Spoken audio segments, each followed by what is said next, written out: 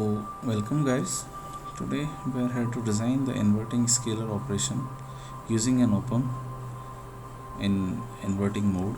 As we can see, it is written here. This is the circuit diagram for that. The conditions are just Rf upon Ra should not be equal to Rf upon Rb, and that should not be equal to Rf upon Rc.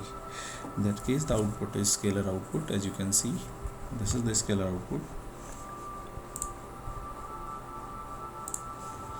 minus Rf upon Ra into Va plus Rf upon Rb into Vb plus Rf upon Rc into Vc.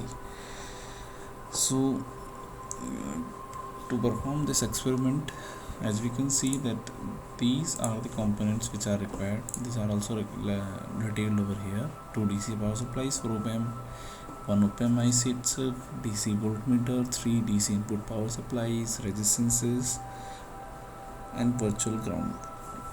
So to perform this experiment, what we need to do, and we can once look out with the output of the experiment. Just run it, and this is the output, because 2 upon 1 or F upon R1 is 1 upon 2, and that is multiplied with the 2 volts. That's why it is equals to 1.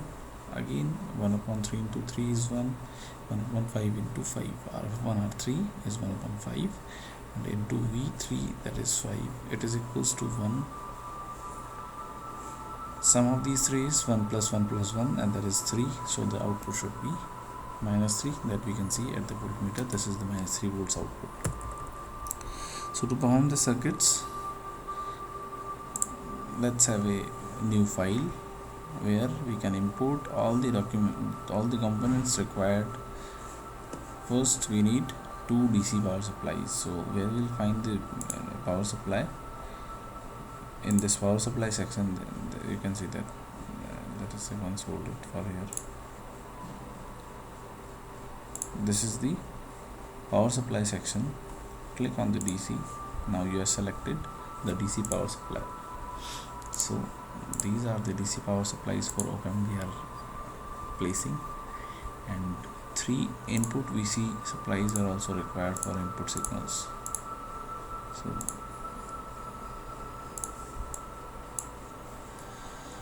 these are the DC supplies required. Then we need op-amp IC. You can click on this IC section, click on P, search 741. You will get the 741 IC. Double click on that, you will get it listed in this section. As you can see, we did it earlier also, so the 741 is added over here.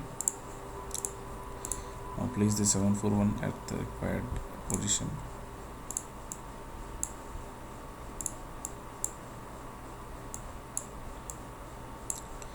So it is 741. Before making connections, as we can see that the input is to be given at inverting terminal. Here you can see that input is to be given at inverting terminal, and the output is grounded with ROM. So we need to invert it so that we can give the input at inverting terminal.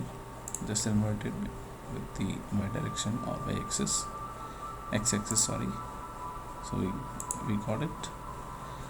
Here we will give input. Here we will connect the ROM and ground it. 4 is for negative supply, 7 is for positive supply, and 6 is for output. So op-amp is imported from the library. Now we need DC voltmeter. Voltmeter is in the section of these meters. Here is the V, but we have not in this. This is the meter section, or you can say virtual instrument section, where we can find oscilloscope, virtual terminals, DC voltmeters, ammeters, AC voltmeter, AC ammeter. So we need DC voltmeter. Double click on that and place it over here so that we can measure the DC voltage. Next one is resistances. So for resistances, click over here in component section, click on P, find out resistor. Here is the resistor, you can see. Click on resistor. 0.6 watt we require, and this 10K Maple-Stokes cord resistors are required. So double click on that. As we double click, we get it listed in this list, devices list. After clicking on this, just place it anywhere where it is required. Here we require it, sorry, here we require it, and here we require it. These three resistances are required, and what else we need? Feedback resistance, load resistance, and ROM. So this is the feedback resistance, this is for loading purpose, and this is the ROM. What next we need is virtual ground. So virtual ground is here in this just upper side of this terminal section, or in this pin section, just upper side of the pin section we have terminal section. This terminal section is having ground, so take the ground from here. This we are grounding it. So how this is how we can import all the components from the library as our requirement. What we are designing, this is our target, what we are deciding. Inverting scalar operation, what is the condition for that? This is the output equation, we are placing it over here. This is the condition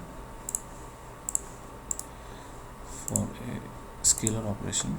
What is the condition? This is the condition, and this is the output equation. So we inputted all the required components. Now we just need to connect these, connect the input signals,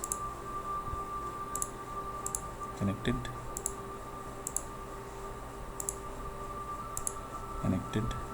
this is to be connected with this second number,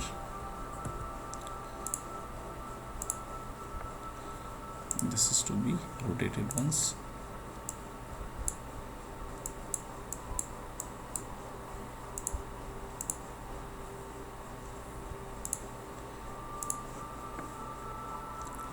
rotate it also. This is the load resistance, this is load resistance connected. Now feedback is to be given, this is the feedback. So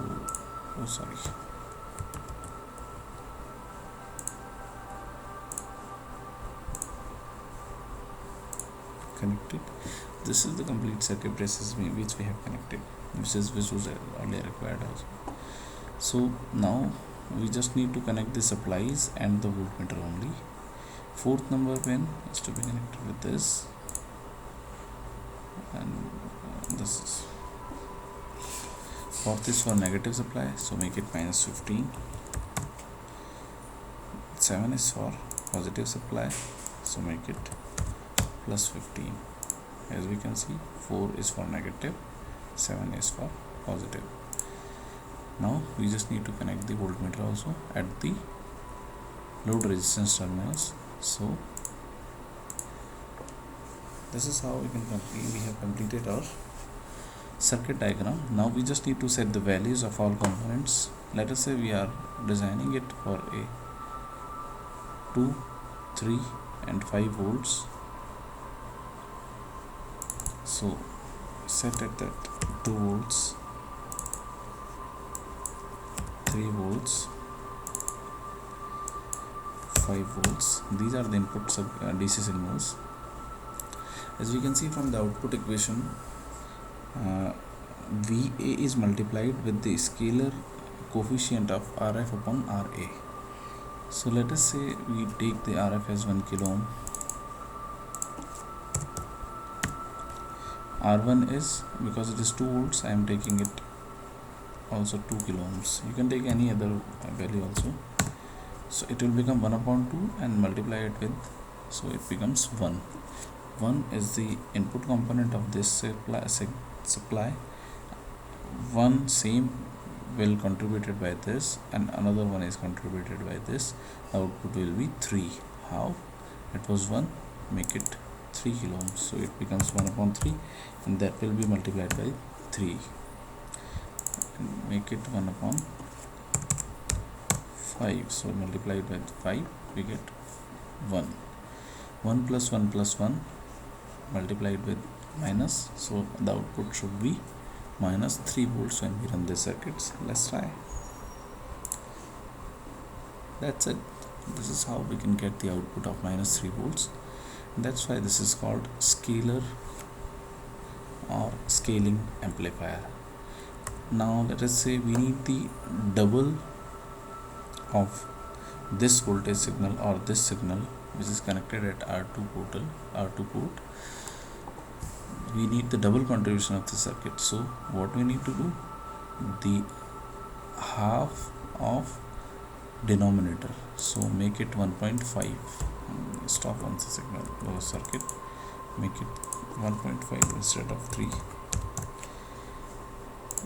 Now we got the output as are the combination of R1, R2, R3 and RF. So this is how this is applicable for both DC and AC signals. Now the next one is summing operation. For summing operation, what is the condition? Make this is equal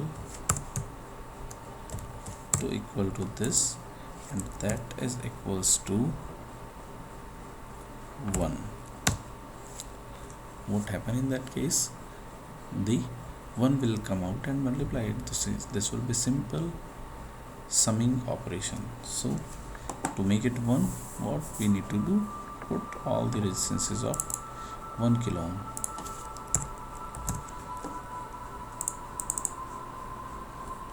Sorry, double click on the component. This is what we did. We made all the resistances of 1 kilo ohms. The RF is also already 1 kilo ohm, so this ratio will become 1 and the whole output will be minus, and sum of these input supplies 2, 3 and 5, so it will become minus 10 volts. The summation of all input signals, and negative is due to inverting mode of operation. So this is called summing operation. The next operation is averaging or averaging amplifier. For averaging, this should be 1 upon n, where n is the number of inputs. Here we are having 3 inputs, so we take it 1 upon 3. For 1 upon 3, what we need to do? RF is 1, already 1, 3, 1 upon 3. Make all the series resistances or scalar resistances as 3 kilo ohms, so that we can get the averaging multiplier, you can say. So this is again 3 kilo ohms, and now run it again. We get this is the average. How? The input is 5, 3 and 2, so total 10, and 10 divided by, so I get